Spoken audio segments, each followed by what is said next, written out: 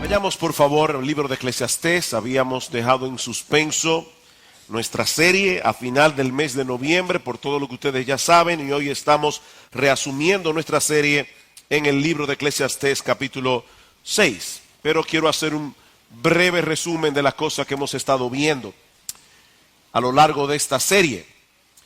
Decía Heródoto, el famoso historiador griego, que algunas personas presuponen que la tristeza más amarga que un hombre puede conocer es la de aspirar a hacer mucho y terminar haciendo poco.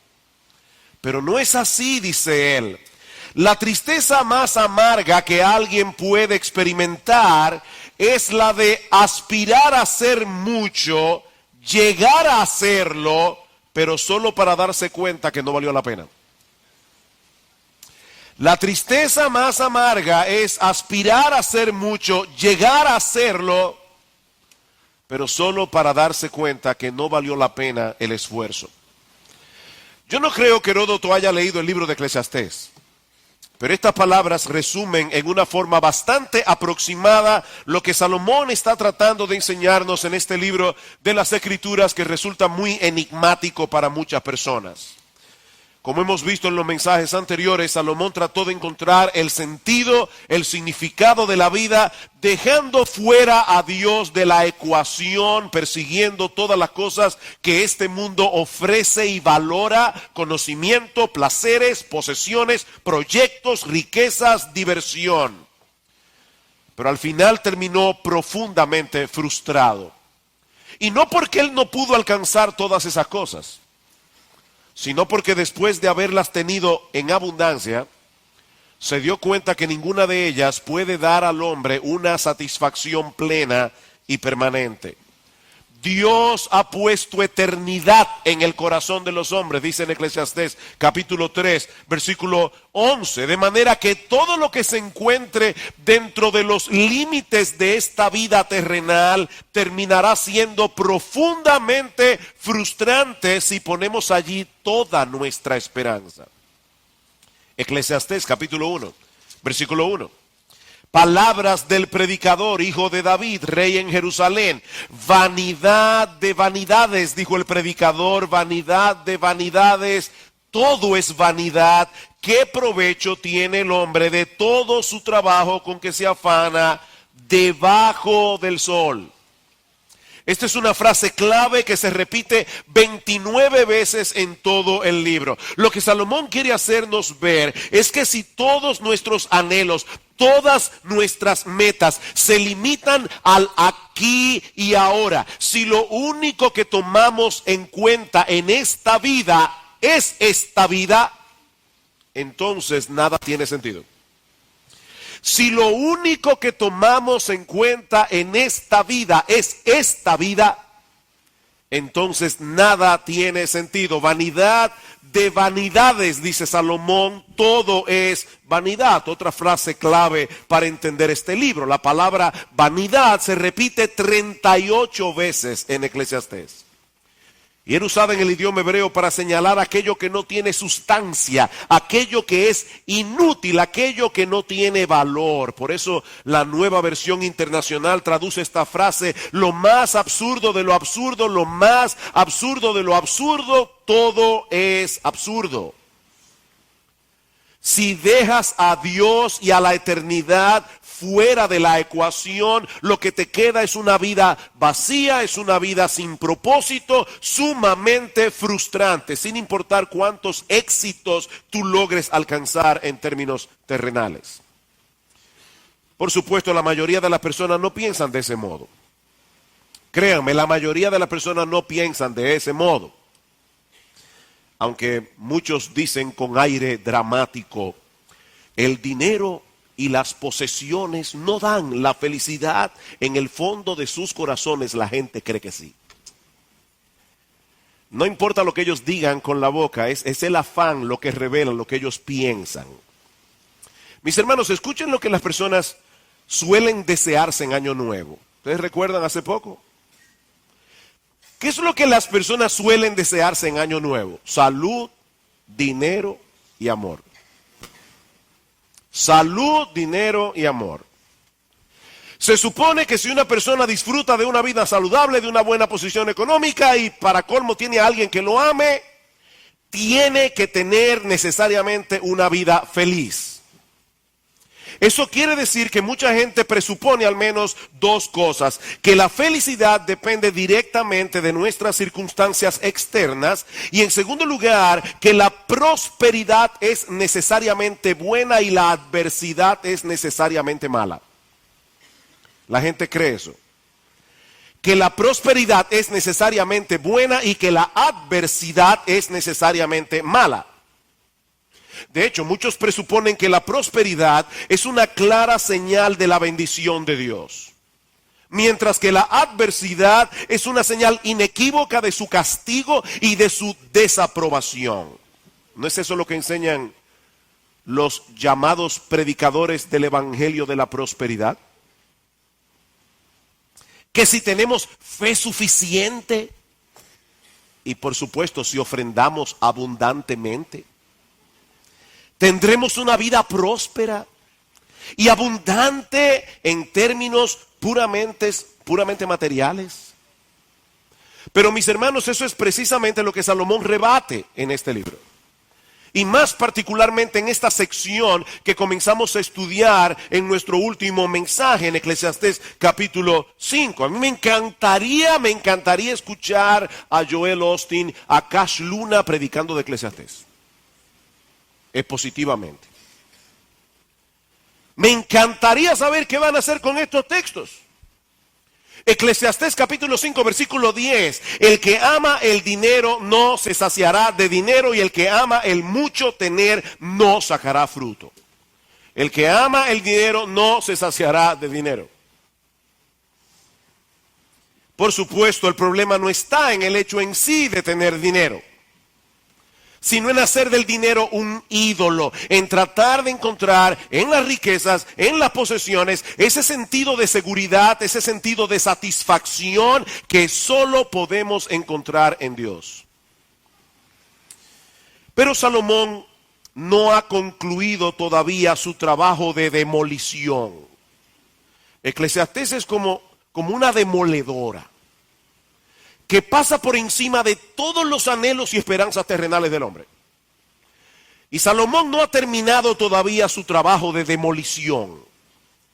Él quiere destruir en sus lectores toda esperanza de encontrar satisfacción permanente en las cosas que este mundo ofrece. Y para eso nos presenta en el capítulo 6, que vamos a estudiar en esta mañana, 3 argumentos adicionales a los que ya presentó en el capítulo 5 para demostrar que la vida del hombre debajo del sol siempre termina en frustración para aquellos que hacen de esta vida su porción. 3 argumentos.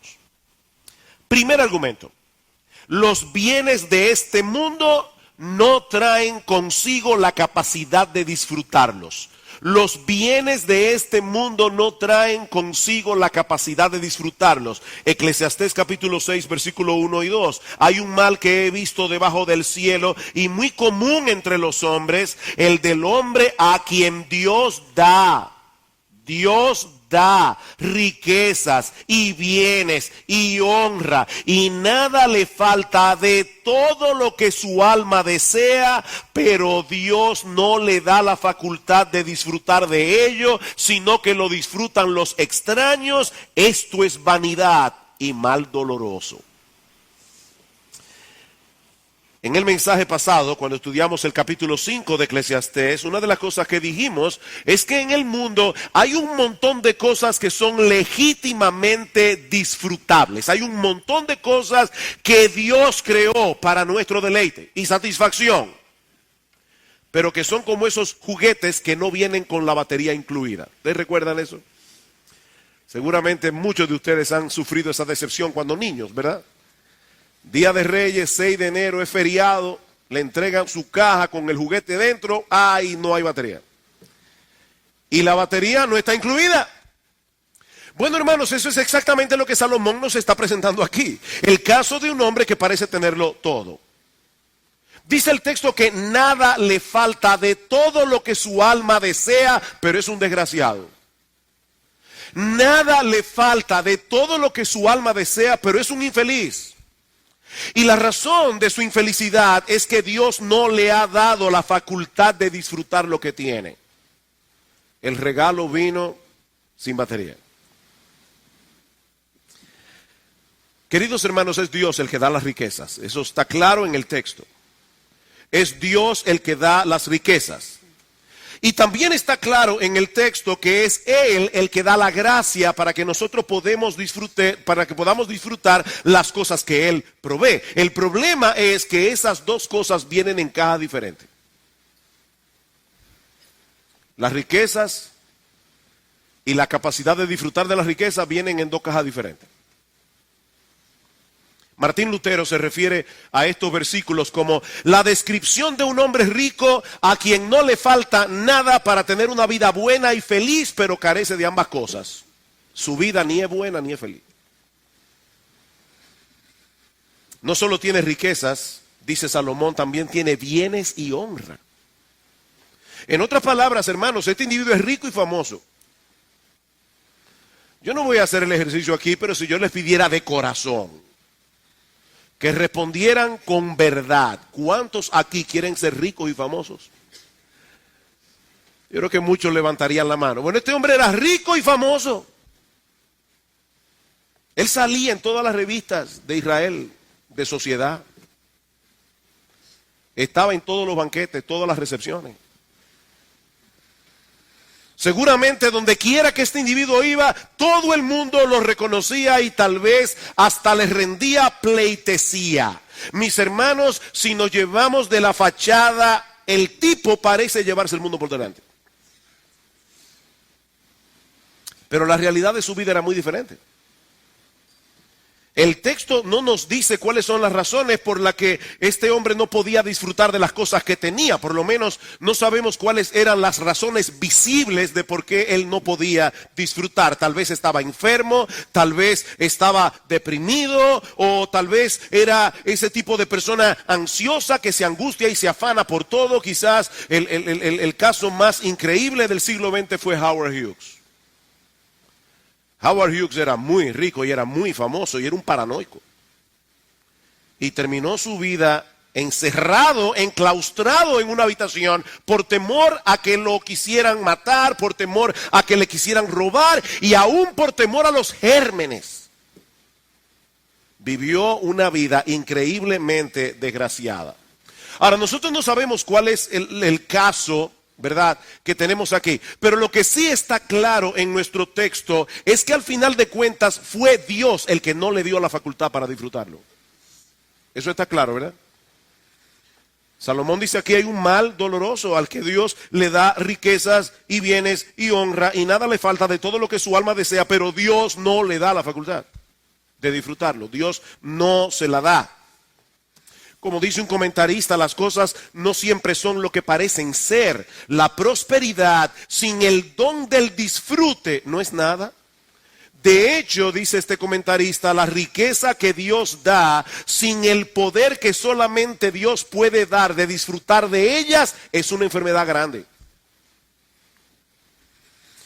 Eso nos enseña, mis hermanos, que nuestro Dios es la fuente de todo verdadero deleite y de toda verdadera alegría.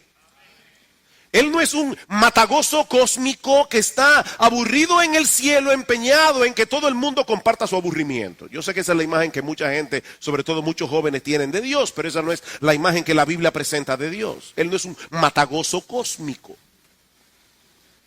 Pablo dice en 1 Timoteo, a su hijo Timoteo en la fe, que mande a los ricos de la iglesia que no sean altivos, que no pongan la esperanza en las riquezas, las cuales son inciertas, sino en el Dios vivo que nos da todas las cosas en abundancia. ¿Para qué? Para que las disfrutemos. Dios nos da las cosas para que las disfrutemos. Y en Proverbios capítulo 10, versículo 22, dice que es la bendición de Dios la que enriquece. Y luego el texto añade que Dios no añade tristeza con esa bendición. Pero ese no es el caso del hombre que Salomón describe en este pasaje de Eclesiastés. No solo no se le ha dado la facultad de disfrutar de lo que tiene, es peor todavía. El texto dice que lo disfrutan los extraños. Y esto es vanidad y mal doloroso, dice en el versículo 2. Este es el tipo de persona como la que habla David en el Salmo 39:6. Dice, ciertamente como una sombra es el hombre, ciertamente en vano se afana, amontona riquezas y no sabe quién las recogerá. Ya Salomón había hablado de esto en Eclesiastés capítulo 2, versículo 21. El hombre que trabaja, dice él, con sabiduría y con ciencia y con rectitud. Oigan esto, un hombre honesto en su trabajo. Él trabajó con sabiduría, con ciencia y con rectitud, pero al final tiene que dejarle su hacienda a hombre que nunca trabajó en eso. Y dice Salomón, también esto es vanidad y mal grande. Esto es frustrante. Yo me imagino que muchos de ustedes tienen que estarse preguntando en esta mañana, ¿por qué? ¿Por qué Dios hace eso? Porque algunos pueden pensar de verdad que Dios es cruel. ¿Por qué hay personas a quienes Dios les da riquezas y no les da la facultad de disfrutarlas? Bueno, probablemente para que reconozcamos de una vez por todas que las posesiones en sí mismas son insatisfactorias. Porque el que no tiene las posesiones dice, bueno, claro, yo entiendo que yo viva frustrado porque yo no tengo lo que él tiene. Pero aquí tenemos a un individuo que tiene lo que él no tiene y está frustrado igual. Probablemente Dios quiere hacernos ver en una forma evidente que las posesiones en sí mismas son insatisfactorias. Es imposible que disfrutemos realmente de los dones que Dios nos da si sustituimos a Dios por los dones. Es imposible. Dice el comentarista Philip Ryken, los dones que Dios nos da y el poder de disfrutar de esos dones vienen por separado. Como yo les decía, vienen en cajas diferentes. Esa es la razón por la que tener más dinero nunca puede garantizar que vayamos a encontrar ningún deleite. Sin Dios, como quiera, estaremos descontentos. Es únicamente cuando lo mantenemos a Él en el centro de nuestras vidas que experimentaremos verdadero gozo en los dones que Dios pueda darnos. De manera, dice Ryken, que el temor del Señor no es únicamente el principio de la sabiduría, sino también la fuente de la satisfacción. ¿Escucharon eso? El temor del Señor no es únicamente el principio de la sabiduría. El temor del Señor es la fuente de la satisfacción. Esa es la enseñanza que Salomón nos da al final del capítulo 5. Dice en el versículo 18, he aquí pues el bien que yo he visto, que lo bueno es comer y beber y gozar uno del bien de todo su trabajo con que se fatiga debajo del sol, todos los días de su vida que Dios le ha dado, porque esta es su parte. Asimismo, a todo hombre a quien Dios da riquezas y bienes y le da también la facultad para que coma de ellas y tome su parte y goce de su trabajo, dice Salomón, eso es don de Dios. Eso es un don de Dios. Mis queridos hermanos, el llamado de Dios no es recluirnos en un monasterio. El llamado de Dios no es que vivamos vidas ascéticas privándonos de todo. No, lo que debemos hacer es colocar a Dios en el centro de nuestras vidas, de tal manera que podamos vivir el presente y aún disfrutar el presente, pero recordando siempre que el más grande de los dones que Dios nos ha dado no es un carro grande, no es una casa cómoda, no es un buen matrimonio, no son hijos obedientes. El don más grande que Dios nos ha dado es conocerlo a Él en Jesucristo. Él es su mejor regalo.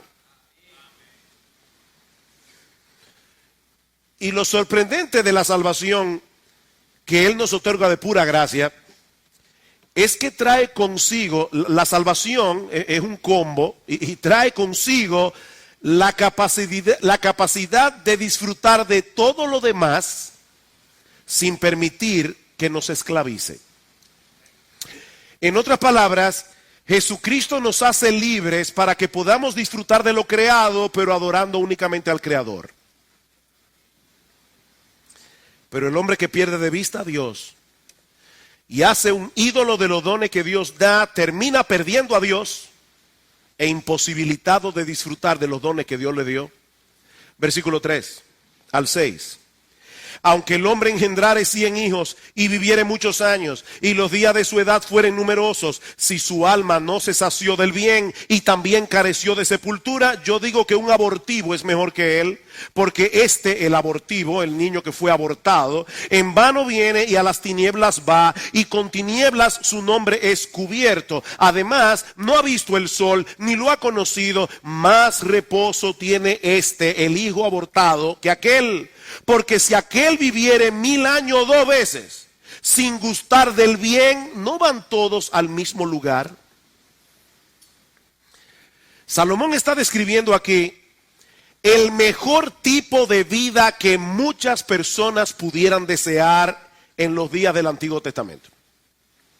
Un judío típico pensaba que la mayor bendición que un hombre pudiera llegar a tener era engendrar muchos hijos. ¿Recuerdan la frustración de Lea, la frustración de Raquel, la frustración de Ana, cuando Penina le enseñaba todos sus hijos y le decía, yo no sé qué te pasa a ti, pero yo salgo embarazada todos los años?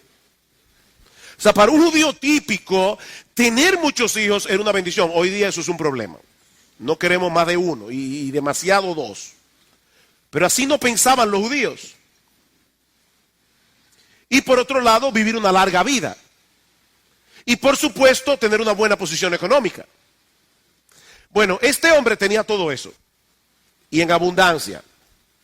Hablando en un lenguaje evidentemente hiperbólico, Salomón lo describe como teniendo 100 hijos.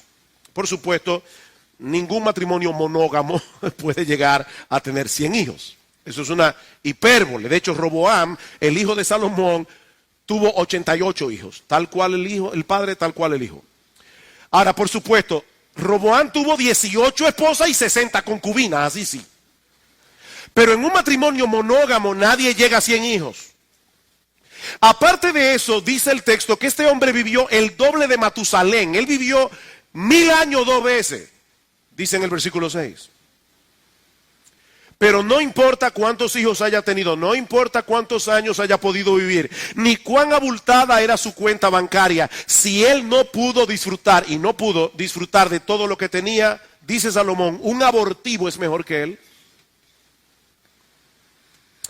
Estas son palabras fuertes, hermanos. Lo que Salomón está diciendo aquí es que hubiera sido mejor para ese individuo haberse muerto al momento de nacer. Hubiera sido mejor. Este individuo era un pobre hombre rico.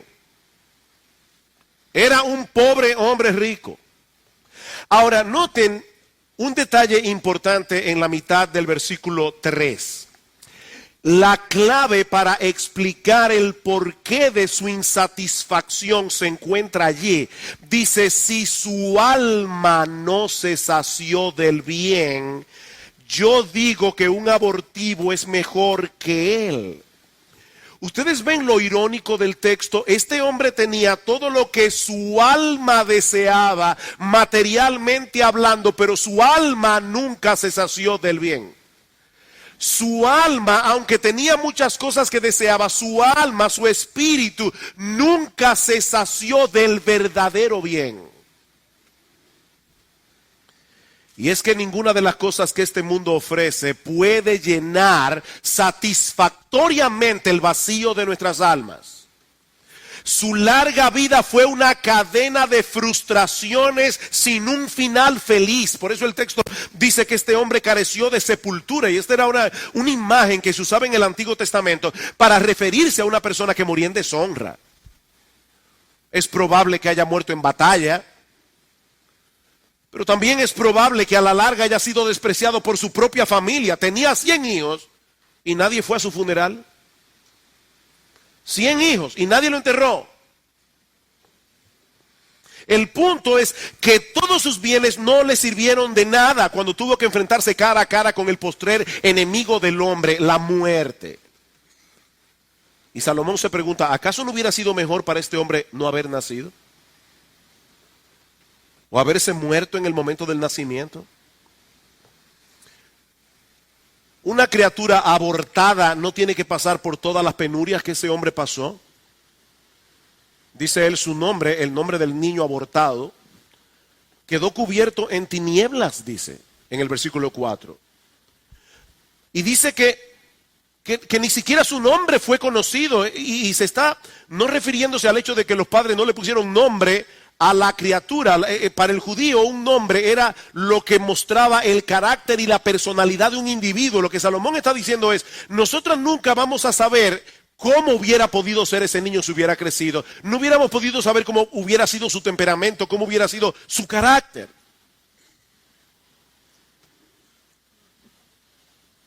Pero evidentemente ese niño abortado tuvo más reposo que este hombre que vivió el doble de Matusalén. Alguien decía, es mejor ser abortado en el nacimiento que haber tenido una vida abortada. Es mejor ser abortado en el nacimiento que haber tenido una vida abortada. Este individuo tuvo una vida abortada. Mis hermanos y amigos que están aquí en esta mañana, ¿cuál es la enseñanza de estos versículos? Que los bienes de este mundo y la facultad de disfrutar de ellos vienen en cajas separadas, y que muchas veces Dios deja a propósito de proveer las dos cosas al mismo tiempo a la misma persona, para que el hombre entienda que sin él esta vida es una total frustración. Esa es la enseñanza.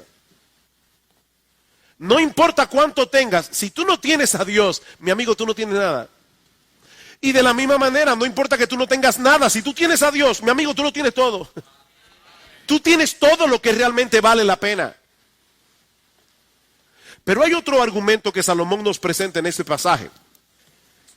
Y es que nuestros deseos y apetitos nunca se sacian de los bienes de este mundo, aun cuando pueda disfrutar de ellos.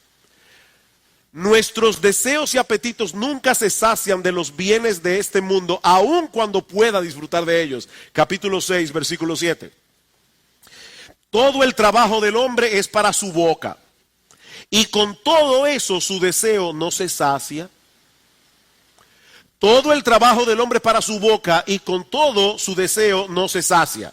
En los versículos 1 y 2, Salomón nos presentó a un hombre que tenía todo lo que su alma podía desear, pero no tenía la facultad de disfrutar de lo que tenía. El cuadro que él está presentando ahora es distinto. Lo que él nos hace ver en estos versículos es de que independientemente de que tú llegues a saciar tu apetito hoy, mañana tendrás apetito otra vez. Ese es el problema. Y aunque allí se habla del apetito por la comida, en realidad puede aplicarse a cualquier cosa. El deseo regresa día tras día. Comemos hoy para tener fuerza para trabajar. ¿Y todo eso para qué? Para ganarnos el dinero necesario para comprar el alimento que vamos a desear mañana. Esa es la vida del hombre. En otras palabras, el sentido de satisfacción dura poco. ¿Tú comiste esta semana alguna buena comida? ¿O algún buen postre? Que cuando tú terminaste dijiste, wow, óyeme, esto sí que estuvo bueno. Ok, ¿y tú crees que cuando tú llegas a tu casa al mediodía, ya por esa comida que te comiste el miércoles, el lunes, el martes, ya tú no vas a comer otra vez? Ya esa satisfacción se fue hace rato. No te sirve de nada ahora. El sentido de satisfacción dura poco. Mis hermanos, esta es una realidad para todos, para el sabio, para el necio, para el pobre, para el rico. Versículo 8, porque ¿qué más tiene el sabio que el necio en este aspecto? ¿Qué más tiene el pobre que supo caminar entre los vivos? Aquí tenemos a un individuo pobre pero consciente, un individuo pobre que se sabe comportar. Y dice Salomón, al final de cuentas, el apetito de ninguno de los dos quedará satisfecho. Así que en ese sentido, el sabio no tiene más ventaja que el necio. ¿Es algo malo trabajar y aún tratar de satisfacer nuestros deseos legítimos? Por supuesto que no. Pero Salomón quiere hacernos ver que si toda nuestra vida consiste en satisfacer nuestros deseos y apetitos, terminaremos en frustración porque los deseos nunca se sacian. Nunca. En la mitología griega hay un personaje famoso llamado Sísifo, que por haber provocado la ira de Zeus, Sísifo fue condenado al Tártaro, donde estaba obligado eternamente a llevar una piedra arrastrada hasta lo alto de la colina, y siempre que estaba casi llegando a la cima, la piedra caía otra vez, así que él debía de nuevo volver a rodarla a la cima. Una y otra vez, una y otra vez, una y otra vez, por toda la eternidad. No importa cuánto podamos satisfacer nuestros deseos, nuestra carne siempre pide más. Por eso alguien decía que nuestros deseos siempre andan de viaje, pero nunca llegan al destino. Nuestros deseos siempre andan de viaje. Tú siempre se estás deseando otra cosa que la que tú no tienes. No hay nada más bello que lo que nunca he tenido, nada más amado que lo que perdí. ¿Recuerdan a Serrat?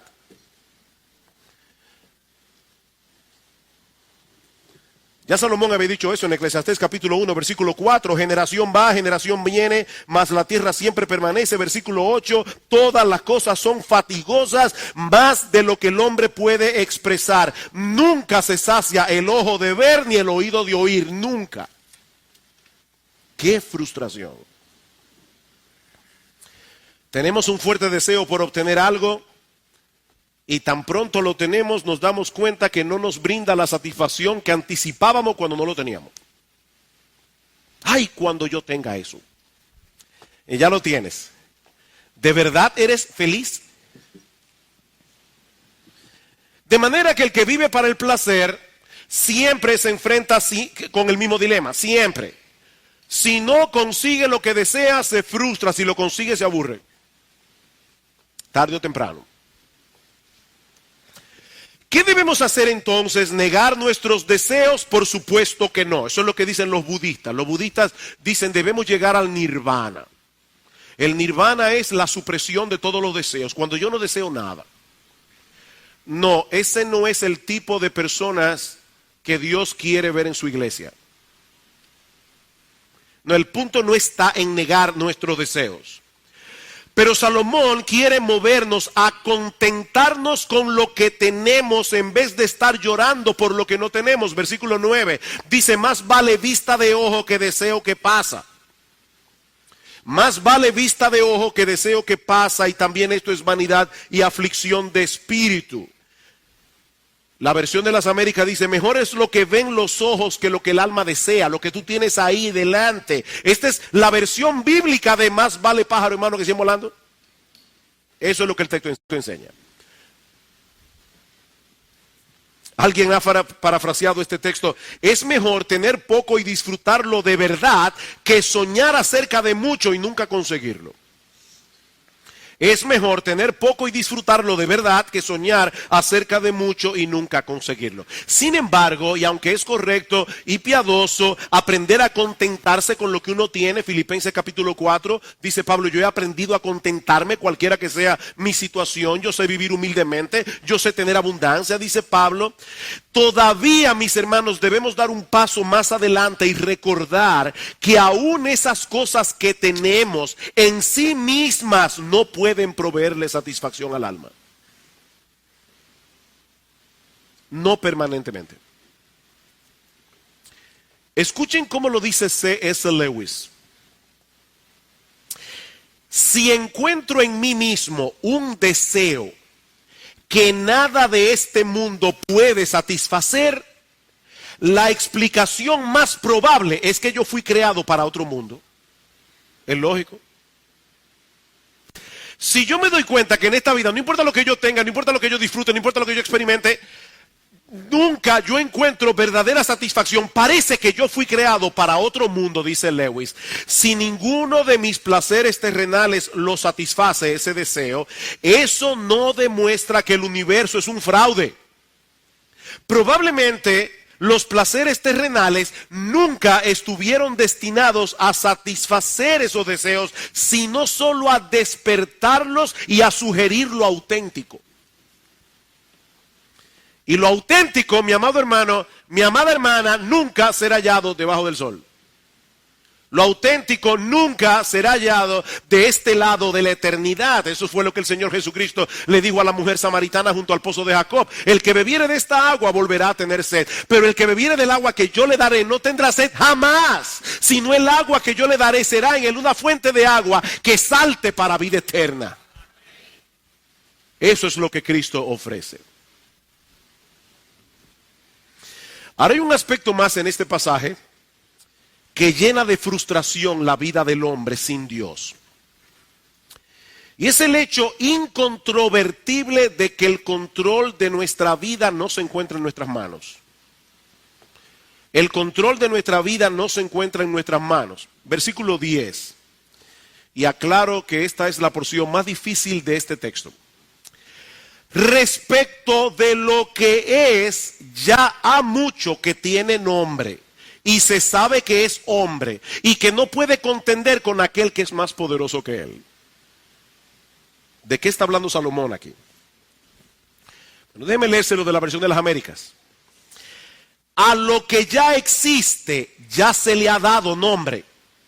Y se sabe lo que es un hombre. Él no puede contender con el que es más fuerte que él. En la cultura hebrea poner un nombre era señal de autoridad y de posesión. Nosotros le ponemos nombre a lo que es nuestro, ¿verdad? Aquello sobre lo cual tenemos autoridad.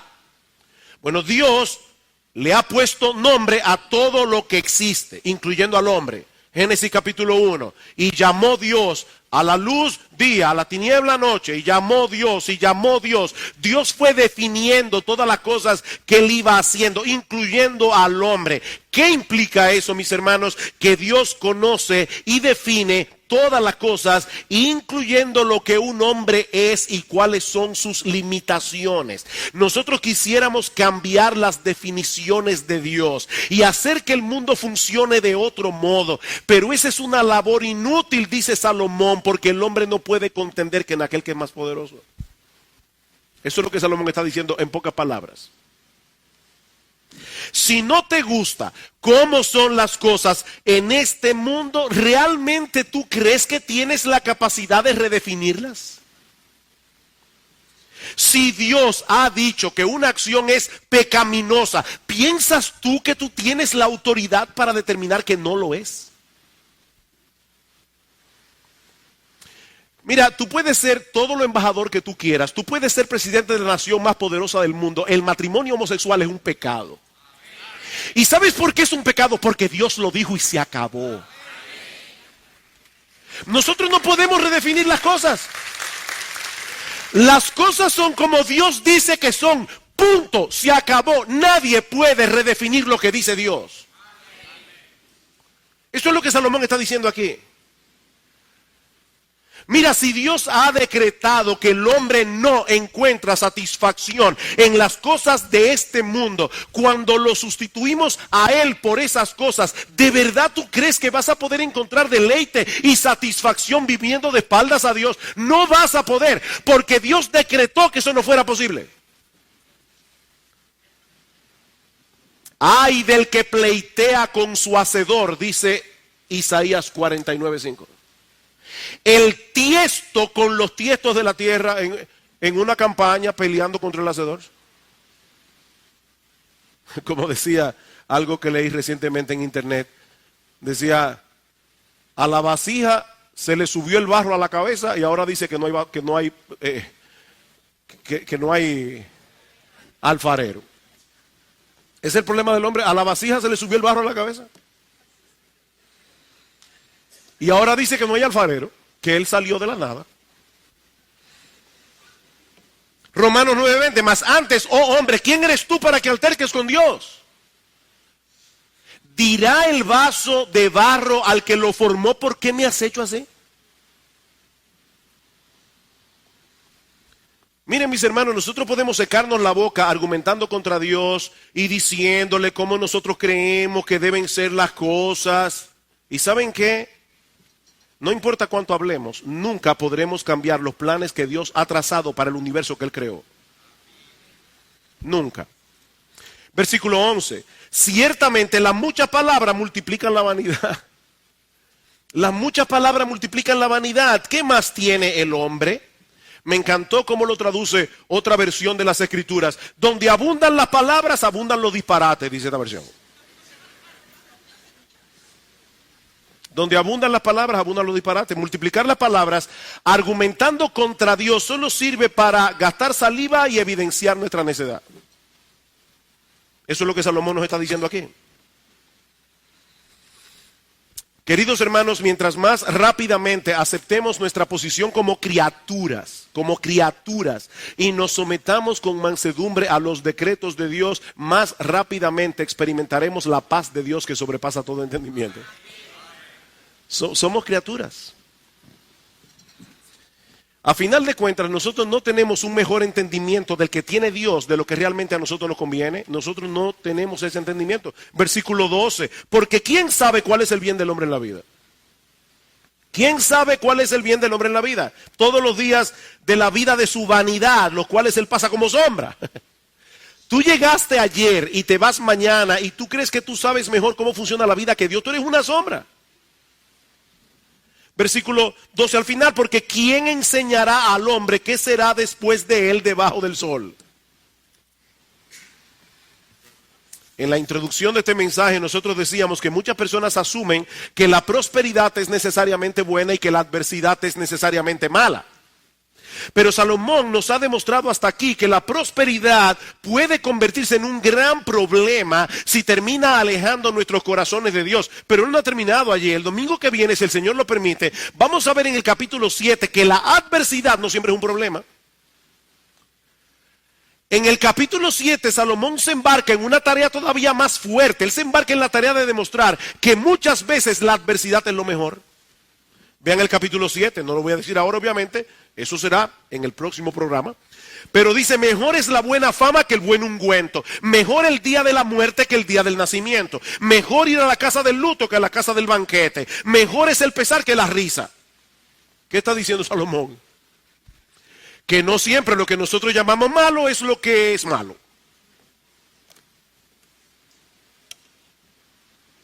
Así que, ¿quién sabe cuál es el bien del hombre en la tierra, en la vida? Pregunta Salomón en el versículo 12. Respuesta, Dios lo sabe. ¿Quién sabe cuál es el bien? Dios lo sabe.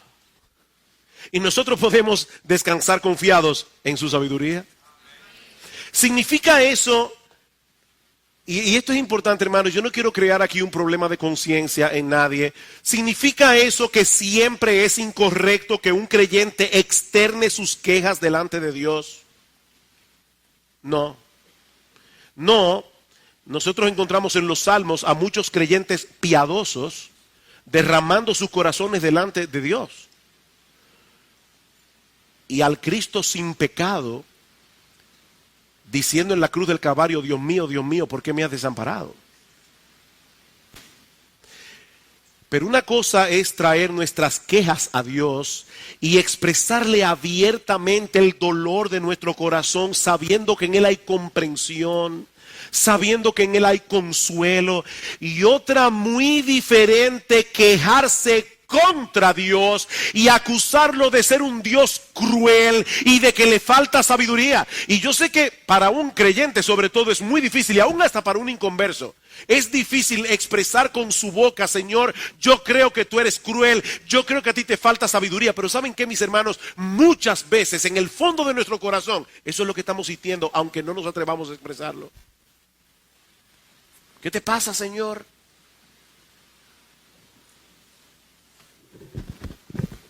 Miren, mis hermanos, si nosotros pudiéramos cambiar en lo más mínimo el guión que Dios escribió para nuestras vidas, podemos estar completamente seguros de que no será para mejorarlo, será para dañarlo.